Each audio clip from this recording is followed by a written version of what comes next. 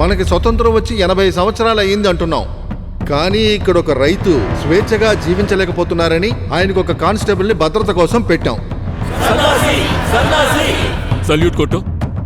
చివరి వరకు ఈ చేత్తో సల్యూట్ కొట్టి కొట్టి చావాల్సిందే. 2 ఏళ్లుగా స్టేషన్ డ్యూటీ అనే పేరుతో ఏమేమి చేస్తున్నారో తెలుసా? ఎక్కడికెళ్ళినా మీ అల్లుని కొట్టి డ్రైనేజీలకు తోస్తారు కదా అని అడుగుతున్నా. జాలితో వచ్చిన ఈ ఉద్యోగం నాకొద్దు.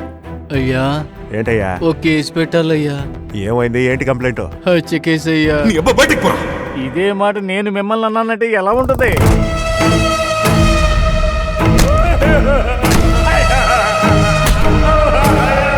పోలీసులకి అసలు ఎవరండి ఇలాంటి అధికారం ఇచ్చింది?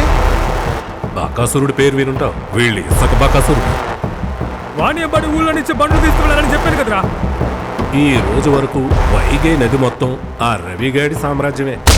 తీసుకెళ్ళిన పళ్ళు తెల్లారిలోకి వచ్చేయాలి, లేదా జేసీబీతో నీ అబ్బా మొత్తం స్టేషన్ వెంటనే కూల్చి పడేస్తాను. గత 10 ఏళ్లలో ఈ మట్టి మాఫియా వల్ల ఆ సరౌండింగ్స్ లో బోల్డ్ అని మర్డర్స్ జరిగాయి. పోలీస్ శాఖ మోస్ట్లీ వాళ్ళ లిమిట్స్ ని మీరారు. నాకు మీరు ఆర్డర్ వేయకండి. మీరు గవర్నమెంట్ సర్వెంట్, నేను గవర్నమెంట్ సర్వెంట్. మీరు సర్వెంట్ అయితే అయ్యుండొచ్చు, నేను గవర్నమెంట్ ఎంప్లాయీని. మహా తిక్కలోడన్నా దొక్క చించి డోలు కట్టేస్తాడు. పెద్దగా సాధించిన వాళ్ళెవ్వరికీ వీళ్ళు మొదట్లో విలువిచ్చిందే లేదు. నీకు టైం వస్తుంది పాండి. ఆయన లేకపోయి ఉంటే నేనే మోసపోయి ఉండేదాన్ని.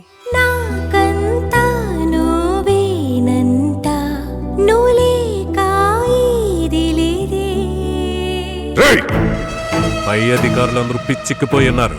దొరికావో నిన్ను మాత్రమే కాదు, నీకు సంబంధించిన వాళ్ళందరినీ లేపేస్తారు. మని ఊది పారేస్తారయ్యా వాళ్ళు. మన కోరికలు తీర్చడానికి ఆ దేవుడున్నాడో లేడో, ప్రస్తుతానికి ఈ చట్టమే ఉంది. వాళ్ళని నువ్వు ముక్కలుగా నరికారు. ఆ కానిస్టేబుల్ కూడా భద్రత లేకుండా పోయింది. ఆయన్ని చంపడానికి వచ్చారు అంటే ఏ స్థాయిలో ఉంది మీ లా అండ్ ఆర్డర్?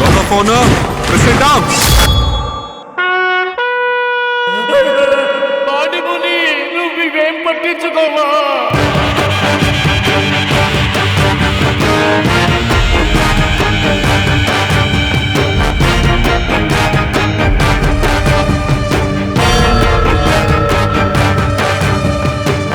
మా మండలం పోలీస్ శాఖ, పోలీస్ అధికారులు నేరాల్ని మాత్రమే వ్యతిరేకిస్తాం, ప్రజల్ని కాదు. తరచూ అధికారులు అధికారులు అని చెప్పకండి, ఉద్యోగస్తులు అని చెప్పడం నేర్చుకోండి. You are just an officer, not a supreme power.